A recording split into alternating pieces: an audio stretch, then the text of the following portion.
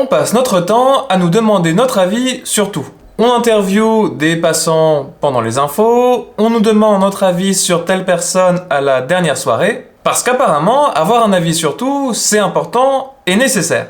Et je ne suis pas d'accord du tout, et on va voir pourquoi. Alors prenons une situation banale que nous avons tous déjà vécue. Vous êtes avec deux amis qui parlent d'un sujet qui ne vous intéresse pas trop. Au début, vous écoutez d'une oreille le débat enflammé, puis après vous restez un petit peu dans votre coin. Puis alors que vous n'avez rien demandé, au bout de 10 minutes, vos amis se tournent vers vous et vous demandent « Mais toi, qu'est-ce que tu en penses ?» Et c'est très sérieux parce que c'est vous qui allez devoir les départager dans leur débat important. Le problème, c'est que ça vous plaît moyen parce que déjà de base, le sujet vous intéressait pas beaucoup, et en plus vous n'êtes pas hyper renseigné sur tout ça. Donc vous êtes complètement coincé et proche de la panique. Donc finalement, vous allez finir par donner votre avis puisque c'est induit dans nos relations sociales. Moralité, un de vos amis est très content et l'autre est super déprimé et finit par partir plus tôt de la soirée. Mais cette histoire aurait pu se passer bien différemment et c'est notamment grâce au sage du jour Roland Barthes qu'on va avoir la solution. Car pour Roland Barthes, dans un cours qui s'appelle le neutre, il nous dit que ce n'est pas forcément nécessaire de prendre parti tout le temps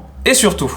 Je cite: la demande de position, le monde actuel en est plein, et c'est pour ça qu'il est si fatigant. Clairement, Roland Barthes, il avait un peu la flemme de donner son avis sur tout.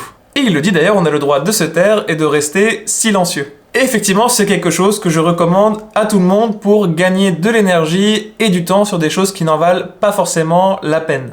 Parce qu'on va souvent être invité à parler pour ne rien dire, ou sans être renseigné sur des rumeurs ou sur des choses pour lesquelles on n'a pas des informations complètes. Et en fait, ce n'est pas grave du tout de ne pas avoir d'avis, et c'est même souvent beaucoup mieux. D'ailleurs, le bénéfice est clair, ne pas donner son avis, ça vous permet de ne pas participer à des discussions qui ne vont pas vous élever ou vous aider à grandir. Par contre, si vous avez besoin de faire plus de recherches parce que justement le sujet vous intéresse, libre à vous, mais effectivement, de ne pas s'engouffrer sans aucune information dans une discussion qui est pas très intéressante, il vaut mieux éviter et ne pas donner son avis. Et donc vous pouvez aussi poser des questions si ça vous intéresse, à condition qu'effectivement ce soit quelque chose qui vous tire vers le haut et non pas vers le bas. Mais parfois, je n'ai pas peur de donner mon avis, et mon avis aujourd'hui, c'est de vous demander de vous abonner à la chaîne et de mettre un petit pouce de couleur bleue. Et pendant longtemps, j'ai effectivement cru que c'était nécessaire de donner mon avis par obligation sociale, ou en tout cas de faire semblant de m'intéresser à des discussions qui ne m'intéressaient pas du tout. Puis j'ai fini par comprendre que ça aidait pas tant que ça, à la fois dans mes relations sociales et moi aussi.